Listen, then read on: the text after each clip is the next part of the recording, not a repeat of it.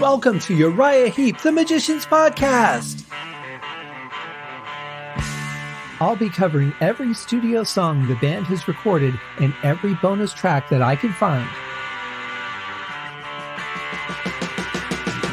Each week we'll go over a new song from the beginning to where they are currently, and as they keep adding albums, I'll keep adding shows. Let the deep dive party begin. In the magic garden, some were singing, some were dancing. Hello and welcome to another episode of Uriah Heep, the Magician's Podcast. I am your host, Scott Haskin, and before we get to the song today, which is the last actual song on Into the Wild called Kiss of Freedom, unless you had the Japanese version in which it was Hard Way to Learn, but this would be the last proper album track released everywhere else in the world. But before we get to that, we have a little bit of business to congratulate Dan, who is this month's contest winner. Dan, I will be in contact with you. If you do not see an email from me within the next couple of days, please feel free to reach out to uriahheeppodcast@gmail.com, where I will respond. Also, if you can't remember that, or if you forget what it is later, you can go to the website scotthaskin.com, scroll all the way down to the bottom, and the email address is down there with, I think, a clickable link. I can't remember now. But either way, uriahheeppodcast@gmail.com. Congratulations on being this month's drawings winner. We only have one more, guys. March 1st is the last drawing, and then that part of the show will be closed off as we continue our journey through the rest of these studio-made Uriah Heep tracks. We got a few, got all the bonus episodes for the tracks that were not specifically covered on the deluxe discs, or at least not on the versions that I have. And lots of good stuff headed your way. I've got I think it's 14 more. Yeah, I want to say it's 14 more to cover after the albums are done. So lots of good stuff headed your way still. Let's get into this album. As we're finishing off Into the Wild, we're talking about Kiss of Freedom today. This would be track 11 on the last song of the official release. And then again, like I said, on the next episode on Thursday, we'll cover Hard Way to Learn, the final track if you have the Japanese edition, bonus track on some other editions. Some editions had, instead of Hard Way to Learn, they had a video of, I believe it was Nail on the Head, if I remember right. I really had such a hard time finding a copy of this album that had the actual bonus track on it. Believe it or not, I ended up finding it on iTunes, of all places, with the bonus track, and now that album has disappeared. So I don't know if it shouldn't have been on iTunes and my purchase triggered it, or what happened. But either way, the band got paid for that one, so at least there's something. Not really sure what's going on there. That's kind of a mystery. I know that, and this is really bizarre. I don't quite understand why they would do this. But if an album is posted on iTunes and it sells a certain number of copies, it is automatically removed. I can't even begin to imagine what the logic is behind this. You sold a lot of copies, so we don't want your album anymore. That just makes no sense to me. I'm sure there's some logistical reason I've just never found. But I found out when I was looking for one of the Transformers soundtracks, because I'm a huge fan of Steve Jablonsky's music. He's one of the reasons that I wanted to become a film composer in the first place. He and Richard Bellis were the two composers.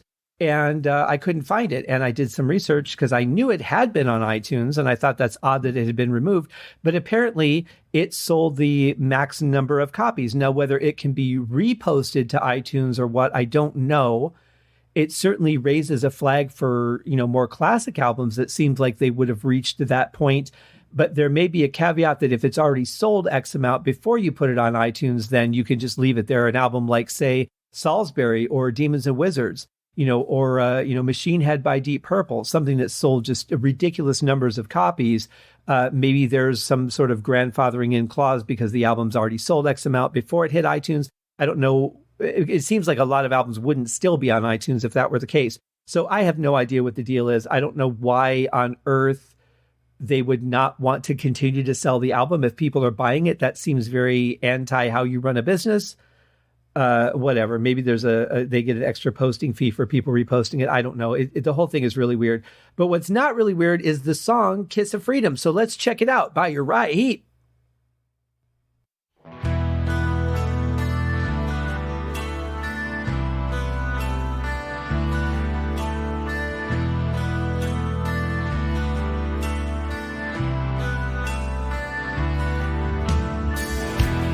It's a very mysterious mood right off the bat. I feel like we're about to be told a story. Not like a song that has lyrics that tell a story, but like we're going to be sitting down around the campfire listening to Uncle Bernie tell us about something that happened, something major. I really like the tone of it. It's kind of dark, but not dark in the way of creating like evil sounds or anything. It just has like a very dark, moody, like you guys, I got to tell you something kind of feeling to it. I like that. I can see that we're back to the loud, boomy bass again. And I'm starting to wonder if this might not have been mixed in two different studios. There's a vast difference between two sets of songs in this mix. And so that leads me to believe it might have been done at two different studios where the sound was a little bit different, or maybe somebody else did some of the songs and somebody did some and somebody else did some. I don't know. I don't have the booklet because this CD did not come with the booklet from iTunes. A lot of them don't, which is kind of a shame. If you're getting the digital download, the book should be included. But, when I upload, I don't get that choice either. So I know there's certain distributors that allow that. I've seen it before. I've gotten books before with some CDs. I don't know all the logistics behind that. But in any case, I have no definitive reference material. I could go on the internet and look, but, anybody could say anything on the internet. And I think people are far too trusting of reading something and just taking it as fact because somebody posted it somewhere. I could create a website. I could change the names of every one of these songs and say that they're Uriah Heep songs. And they'll come up in a search and somebody will probably believe it. So I don't really trust doing that. So I'm just going to go with I don't know. But I can say that there are a handful of songs that have a very heavy bass tone, and there are a handful of songs that do not, which leads me to reasonably believe that they could have been done by either different engineers or in different studios where obviously the sound would be different from one place to another. In any case, I think it works so far on this song. It's just going to be a matter of if it drowns out something later that we might want to hear and can't. That's what happens when you have an instrument that's a little bit loud, especially one that carries a heavy frequency like a bass guitar does. Bass guitars and crash cymbals are the two things that can really kill frequencies, I think, better than anything else in a standard rock band. So we'll see what happens as the song goes on, but I definitely like the mood of this as we're getting warmed up. Looking out at the open space, there's a new world beginning. Got my head a-spinning. I had to laugh because I thought it was too late to find a rhyme. Now I'm breathing, now I'm seeing all the love that is flowing. Confidence are growing, riding high on the magic carpet, way ahead of time. We'll taste the kiss of freedom. It calls our name, and everyone will shine. Truth is yours and mine. Oh.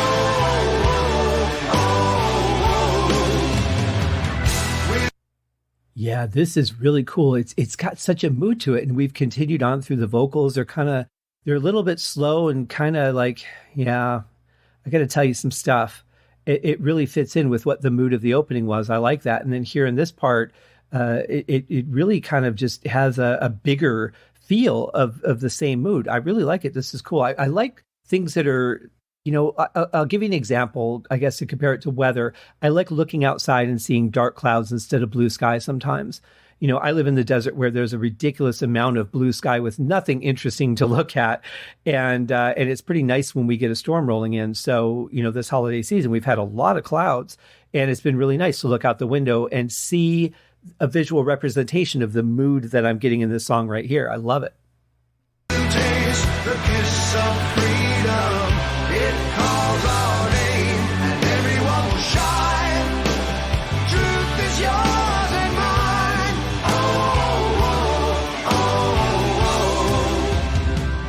Who cares about right or wrong when it's down to the feeling? Sets my head a reeling. In the rest of this verse, kind of focus on how simple and elegant the music is. It's nothing intricate. It's just big sounding.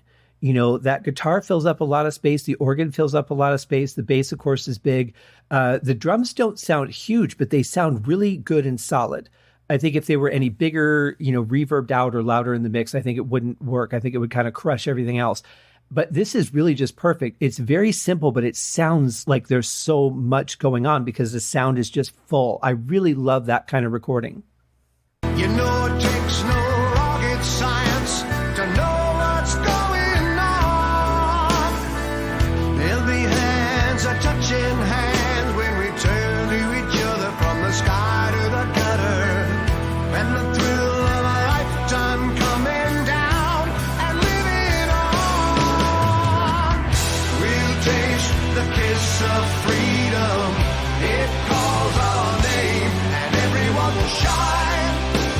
Truth is yours and mine. Oh. This is another song that has sort of a feeling of unity for me. You know, we've talked about these songs before. They work really well live. And maybe this is why this is the last song on the album, because it has that, you know, that feeling of everybody just kind of being arm in arm, swaying back and forth, singing this song together, or at least, you know, just being there in unity in that moment. And I think that really works well for an album ender. It would work well for an encore ending. Just it really has that let's go home on a brotherly, unified note, you know. But I love the difference in Bernie's voice, the way that he drops down into the chorus from the verse. You know, normally you would have the verse and the chorus would go up or be more powerful, but he actually drops down, which certainly defines the chorus as separate from the verse. But at the same time, it's not one of those choruses where, you know, as typical, it would go up and be more dramatic or exciting. I actually think that that's a really cool thing to do once in a while, is to drop it down instead. We'll taste the kiss of freedom. It calls our name and everyone will shine. Truth is yours and mine.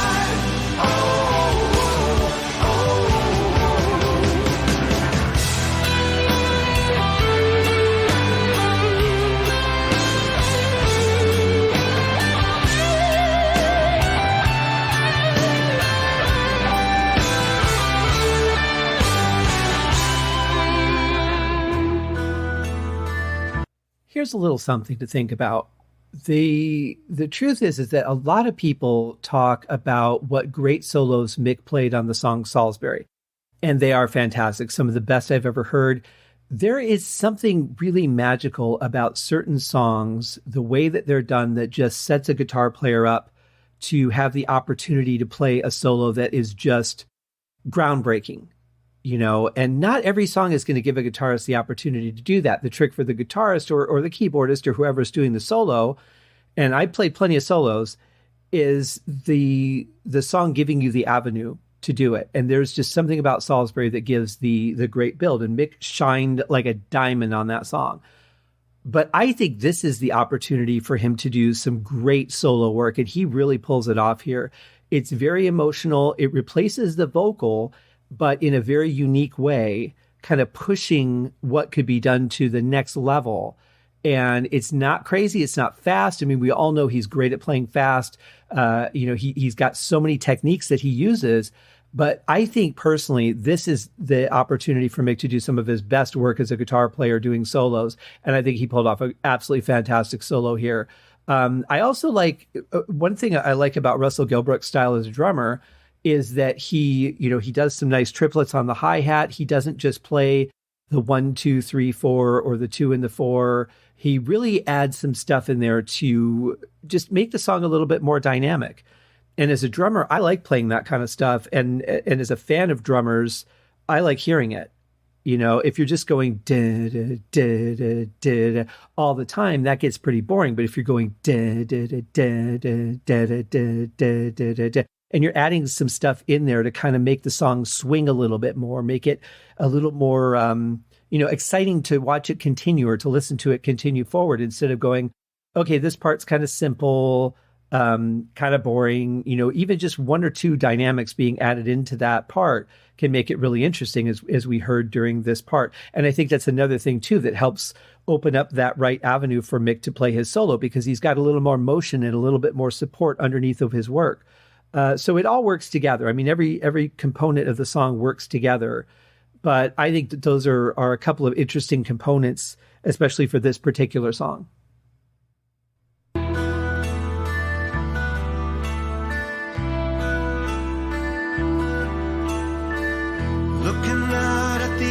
in space, there's a new world beginning. Gets your head a spinning, flying over the wide horizon, far away from time. I love this part so much. I mean, just what the organ and the guitar are playing there as the main melody, it really is just a mysterious, almost hypnotic kind of thing. I could get lost in that repetition very, very easily. Miss the vocals completely, miss the drums completely, just because I'm so caught up in that repeating melodic rhythm that it just distracts me from everything else. I think it's really interesting. I think there's a lot you could do with that, with different kind of sounds. You could really play with a riff like that so much and turn it into so many things. Very cool. But then, you can't really ignore Bernie's voice. He won't let you, because it's just right there and it sounds great and you want to hear more of it. So a very nice part, a very good addition to the song, a nice change. I like it. We'll taste the kiss of freedom. It calls our name and everyone will shine. Truth is yours and mine. Oh, oh, oh, oh. We'll taste the kiss of freedom. It calls our name and everyone will shine.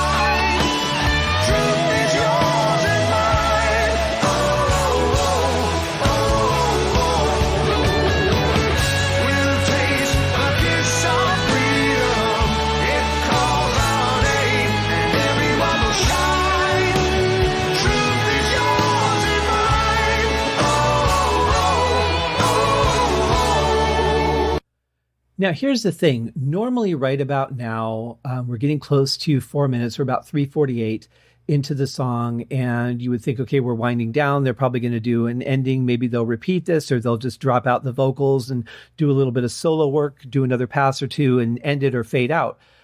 We've actually still got like 2.5 minutes of song to go. So it's going to be interesting to see where they go beyond the norm here. We'll taste the kiss of freedom. It calls our name and everyone will shine. Truth is yours and mine.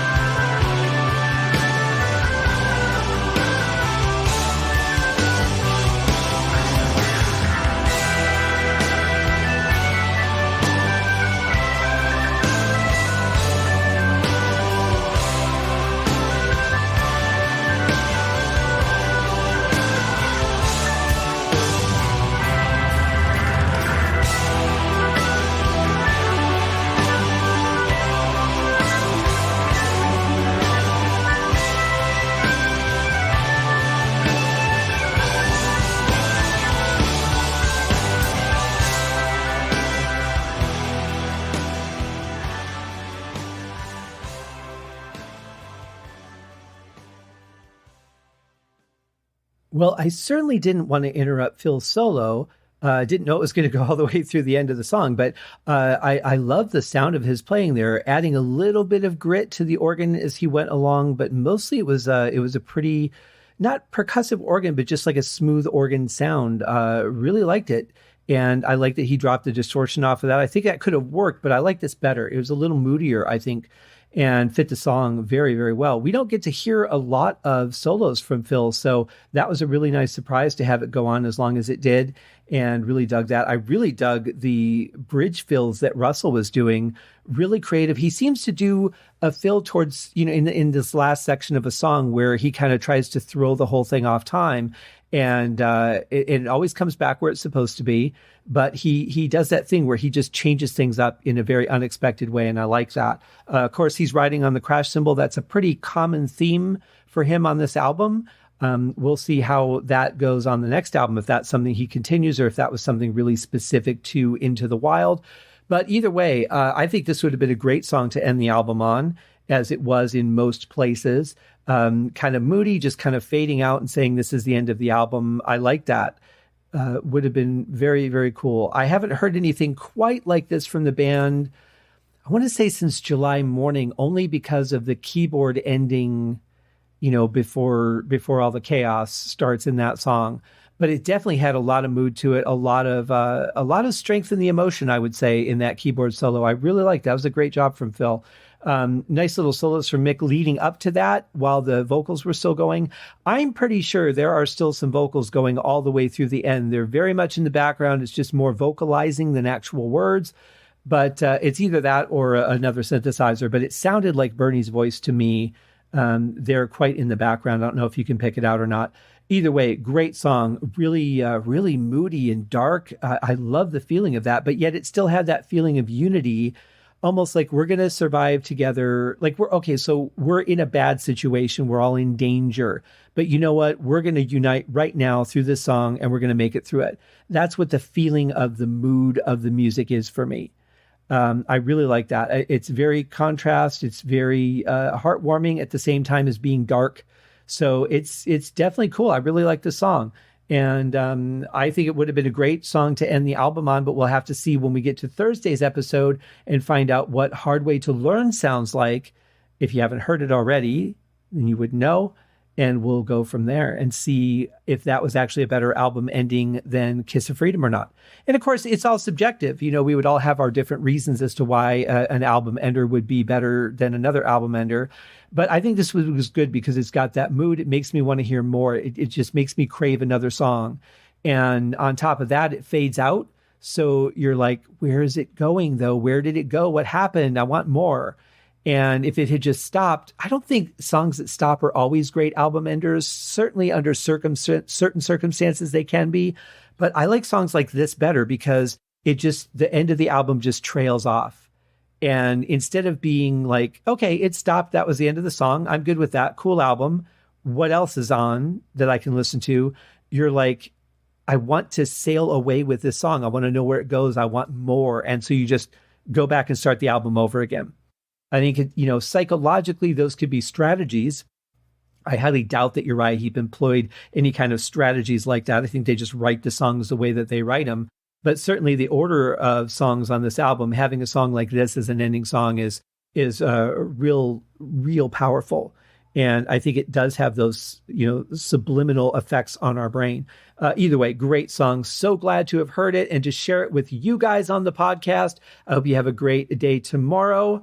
If you have nothing better to do, listen to one of the many podcasts in the Deep Dive Network. Listen to my other podcast, the Haskincast podcast, where I have interviewed members of Uriah Heep before. And hopefully we'll be able to do more of those in the future. But for now, end of the show, guys. Thank you very much. Have a great day, and we'll see you on Thursday. Cheers! Thank you for joining me on this episode of Uriah Heep, the Magician's Podcast.